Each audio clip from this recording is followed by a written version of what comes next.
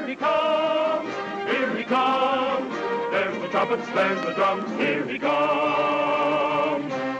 Hopalong Cassidy, here he comes.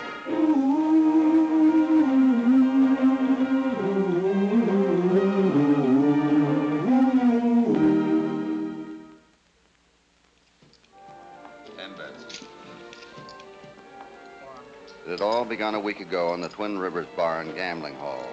Dick Lewis, owner of the place, was sitting in a high-stakes game.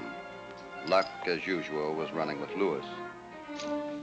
When one of the other players discovered that there was a marked deck in the game, in our part of the West, that always called for quick and decisive action. And a moment later, Lewis lay dead, a bullet in his heart from the gun of Sam Coates.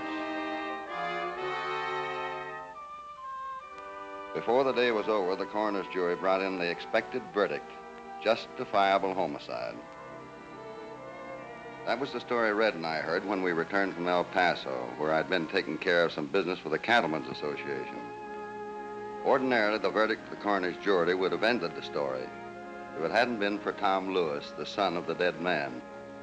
Hi, Tommy. Hello, Hoppy. Hello, Red. Hi. Hoppy, I've been waiting for you to get back. Can I talk to you in private? You sure can. Come on into the office. Excuse us, Judge.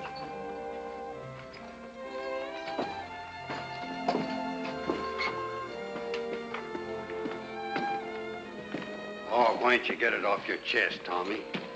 Here, use this if you have to. Thanks, Red, but I've done all the bawling I'm going to. Hoppy, what am I gonna do? I can't let people go on thinking my dad was killed on account of a marked deck. Was the deck marked, Tommy? Yes, it was. But somebody else must have bought it into the game. Dad told me he never had a marked deck or a pair of crooked dice in the place. He said the house could win honestly. Percentage would take care of that. The boy was telling me the truth. This was more than just a shooting over a card game. It was a frame-up for a cold-blooded murder. Please, Hoppy, will you help me prove my dad didn't bring that marked deck into play? I'll do my best, Tommy. But first, we gotta figure out what we're gonna do with you. Oh, I'll be all right. Why don't you listen to Hoppy? Why don't you lay off me? Always telling me what to do. All I ever says to him is, why don't you go to school? Why don't you clean yourself up?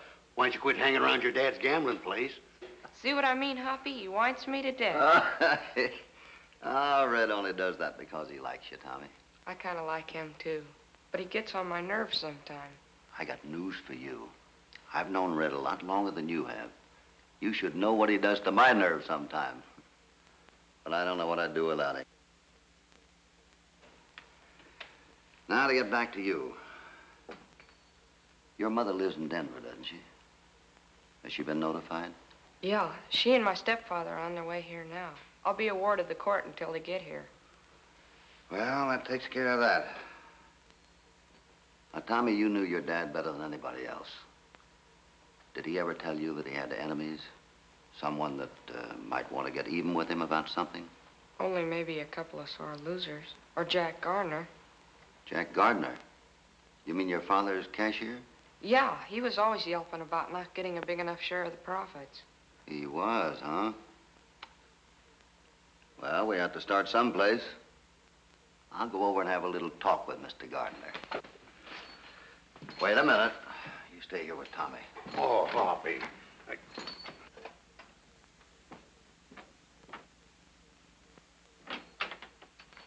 Hello, Cassidy. Hi, Gardner. What's on your mind? Oh, curiosity, mostly. I just found out you were in charge here. Court appointed me until Tommy's legal guardians get here. No, thanks. Did Lewis leave much of an estate? Oh, you should have it.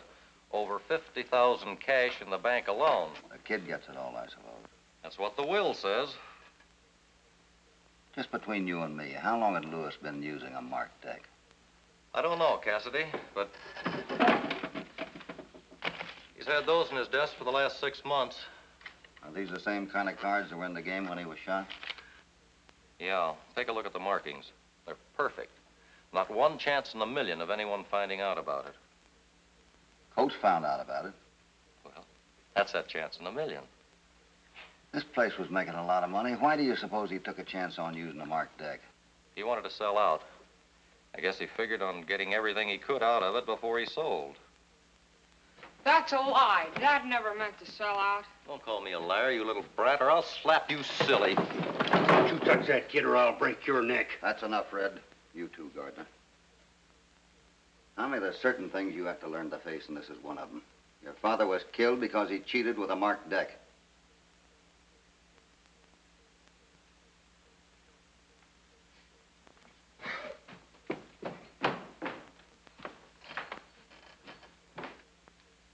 Sorry I was hasty. Guess it must be pretty tough on the kid having to admit his father was a cheat. Ah, you'll get over it in time. I guess so. Well, anything else I can tell you? No, you heard what I told the kid. That's my final word on the subject. As far as I'm concerned, the book is closed. See you later.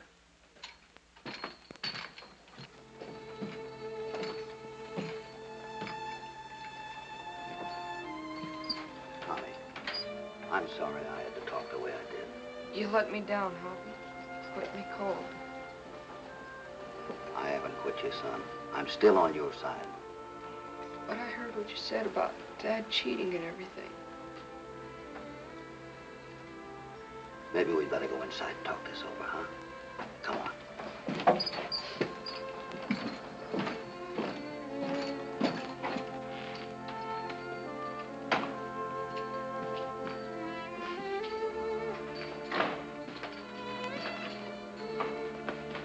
Tommy, would you come here a minute, please?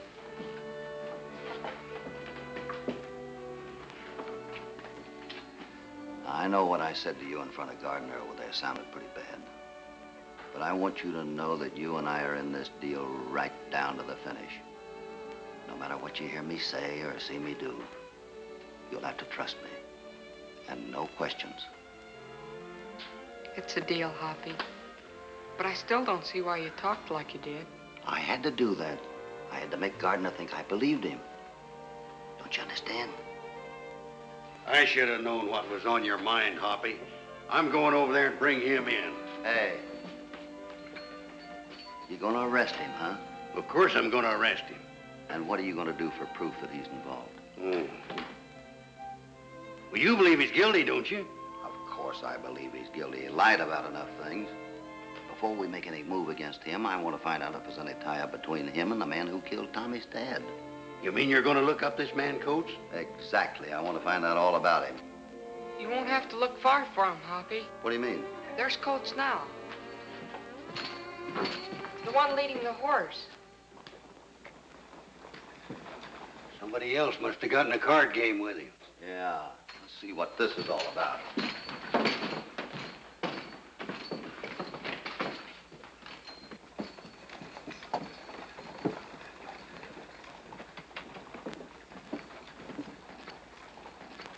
This man is hurt. Where is there a doctor? Right across the street here. The doc is out of town, Hoppy. He is? Bring him over to my office.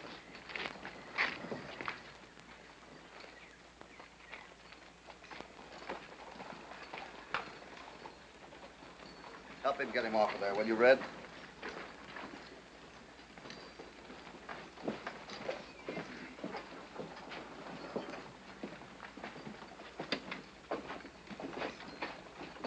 What happened to this man? His buckboard ran away. I was riding along the road when I first saw the runaway. I tried to stop the horses, but they got away from me and ran off the road and over the cliff. The woman with him was dead when I got down to them. Where did this happen? On the cliff road, a couple of miles out of town. He'll be coming out of it in a minute. You any idea who he is? Never saw him before in my life. I've only been around here a couple of weeks. Your name's Coates, isn't it? Mm-hmm. My name's Cassidy. Yes, I know. You're the law around here. I represent what law there is in Twin Rivers. You figuring on starting something over that shooting last week? Well, not at all. I'm satisfied with the coroner's verdict. I might have done the same thing you did if somebody rang in a marked deck on me. If I can help any more with him, I'll be glad to. Oh, no, that's all right. We can handle him. Thanks. Right.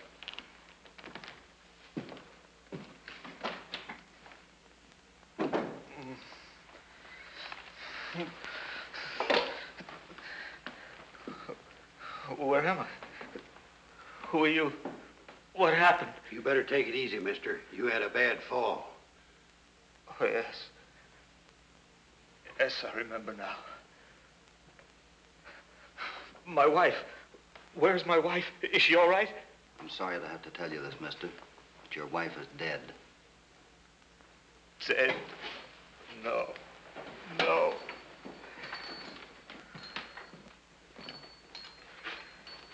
She'd been so happy. Looking forward to having her son Tommy with her again.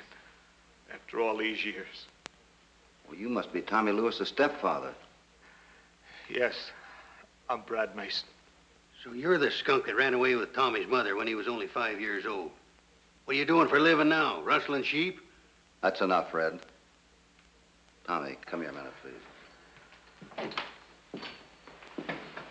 This is Tommy Lewis, Mr. Mason. Hello, son. I want to be friends with you. I'm going to try to make up for everything you've lost. I don't want any part of you. But, Tommy, now that your mother is gone, I'll be your legal guardian. I know of a wonderful school in Denver. You'll be happy there. I still don't want anything except to see my dad cleared. Hoppy, you won't let him take me with him, will you? It might be best for you. Remember our agreement. This boy's been through quite a lot in the last week. Suppose you leave him here with me. Maybe I can help straighten him out. Thanks. It's a good idea. I'll take a room in the hotel until I can get things settled. You know, the estate and everything. Yes, I know.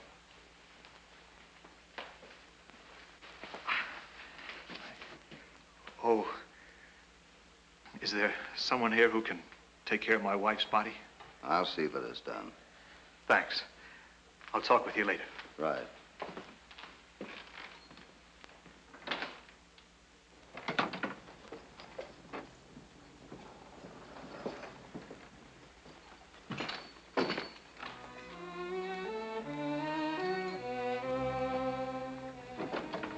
For a man who'd been over a cliff in a runaway, he'd got away with mighty little damage to himself. And suddenly, 2 and 2 began to make 4. First, the boy's father had been killed, and then his mother. I was sure it was more than just coincidence.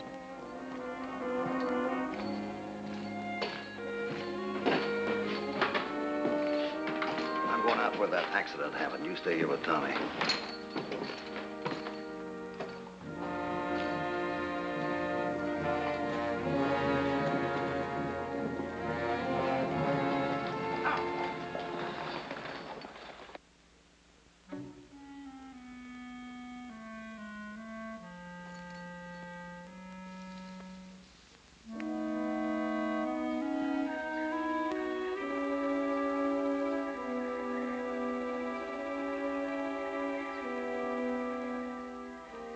Down at the bottom of this ravine lay the wrecked buckboard and what was left of Tommy's mother. She had paid for the mistake she had made. And I had learned one thing on the climb back up to the road. The man didn't live who could carry an unconscious man up that steep wall. In the dust of the road, footprints showed that 2 men had walked to the edge of the ravine and then walked back to a horse. And there were footprints of a woman's shoes, a woman who had struggled for her life. I was sure now that this so-called accident had been just a cover-up for another cold-blooded murder. And I was just as sure that Coates was tied in with Tommy's stepfather. Now, if I could find evidence that would tie them in with Gardner, the law would be able to put ropes around the necks of all 3.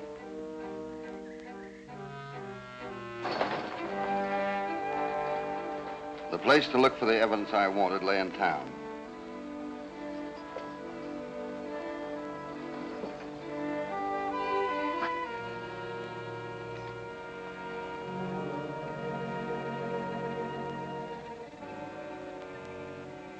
I made sure that Coates was out of the way, for purely on a hunch, I wanted to have a look at his room in the hotel.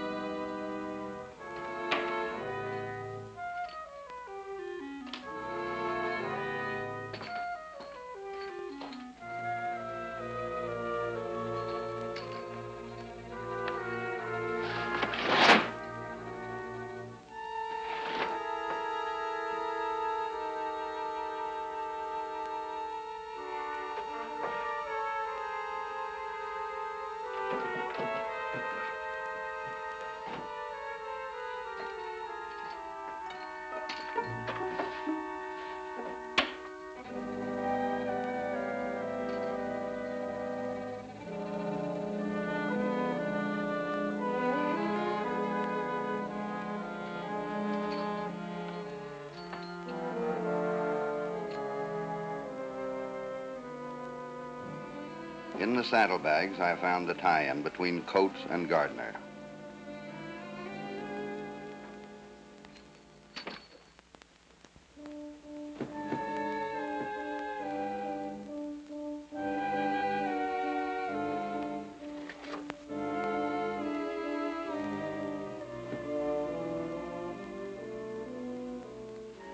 The cards I had found were identical with the decks used in Dick Lewis's gambling hall. And here was marking ink and the pen. Now I could see how Gardner was able to get the marked cards into the game when Lewis was shot. But the evidence that tied the three killers together was a letter postmarked Denver to Coates.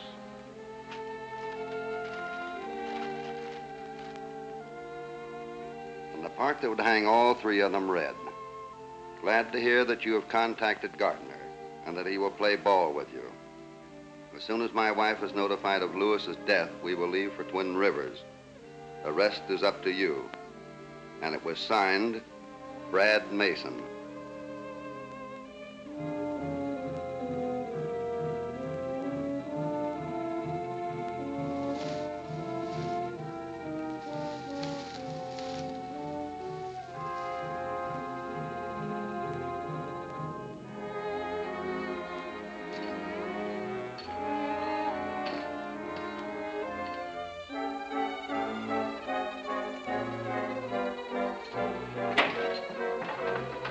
Get your hands up, Cassidy. Get back in that room.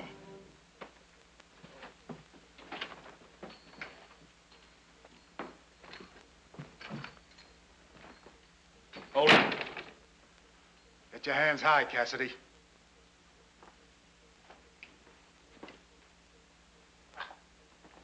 Lucky for me that Mason saw you going into my room and warned me. But I should have figured you had ideas right from the start.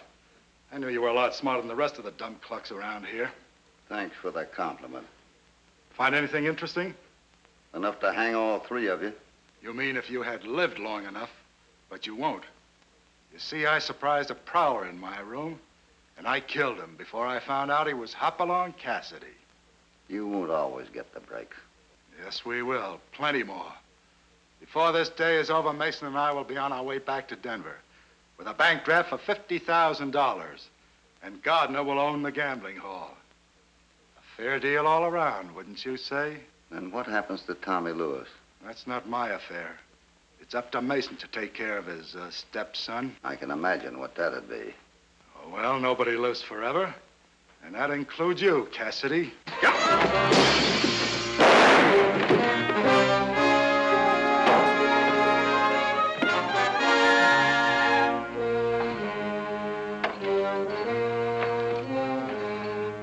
We heard a shot, Cassidy. What happened? I just saved the county the expense of hanging Coates.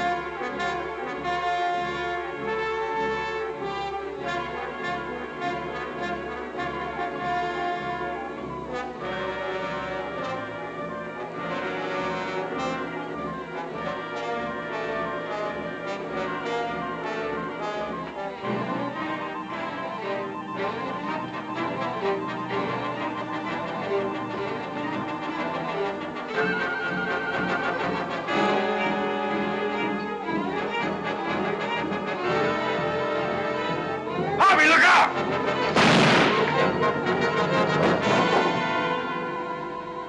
Take him in off the street, will you, please?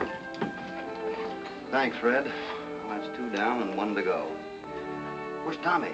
Well, that's why I came looking for you, to Tell you they came and took him away about 10 minutes ago. Who took him away? Judge Graham and his stepfather. Where'd they take him? Last I saw of him, they were headed for the judge's office. I came looking for you, and when I went back, there was no sign of the kid or Mason. Well, I guess I'm just no good to you, Hoppy. Oh, that's all right, Red. I guess you couldn't help it. Come on, I want to talk to that judge. What's the shooting, Hoppy? Never mind the shooting. Where's Tommy Lewis and Mason? Well, I'll tell you, Hoppy. Mason and I discussed the situation. He thought it was in the boy's best interest to be taken away from the scene of his unhappiness as soon as possible. So I concurred in his opinion. Turned over a bank draft to him. Never mind the campaign speech, Judge. Where's the boy? He was on his way to the junction to get the train for Denver. I loaned Mason my rig. Something wrong? Not much. You probably just signed that boy's death warrant. Come on, Red.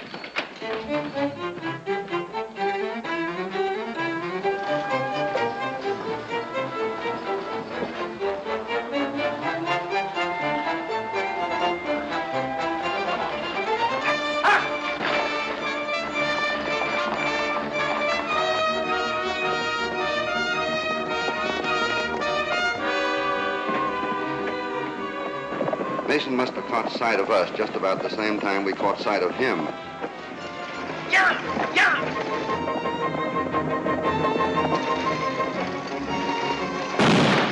We didn't dare shoot back at Mason. We couldn't risk hitting Tommy on that swaying buckboard ahead.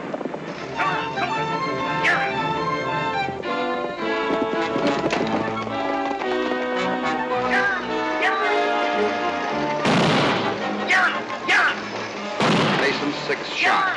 His gun was empty. Now we could chance it. Pull up! Pull up there.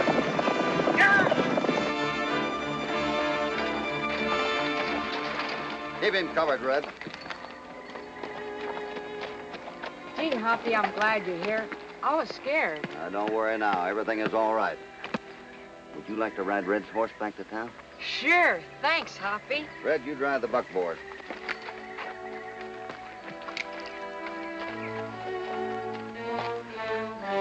Get over there. Ooh. All right. Let's go. Red, Hoppy's back from the county seat. Are you, Hoppy? Hi, Derwin. How's the family? Fine. Hi, everybody. Hello, Hoppy. Well, for goodness sake, you look wonderful. Thanks, Hoppy. Hi, Red. Are you, Hoppy? Well, Judge, they took care of Mason. Yes, what happened? The jury found him guilty of murder in the first degree. He'll spend the rest of his life in prison. With the evidence you had, he'd have hung if I'd been the prosecutor. Personally, I think there's been too much hanging. I'm satisfied that they put him away for life. Got my papers ready?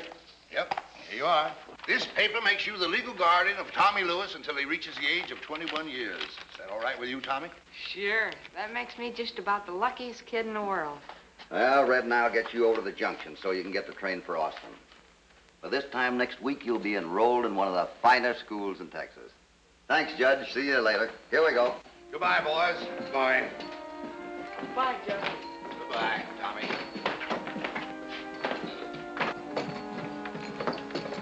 Gee, Hoppy, I know you're doing what's best for me, but I hate to leave you and Red. I don't know what's the matter with you, Tommy. Here you got a chance to get an education and be a big doctor or a lawyer or something. I don't want to be a big doctor or lawyer or something. I'd rather stay here and be just like you. Oh, not that, Tommy, not that. Come on, I better get you on that train. Up you go. There you are.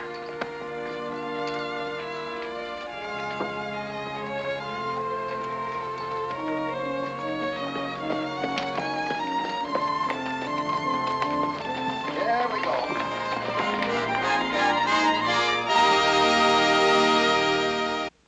There he goes on his way down the moonlit trail to where cowboys race.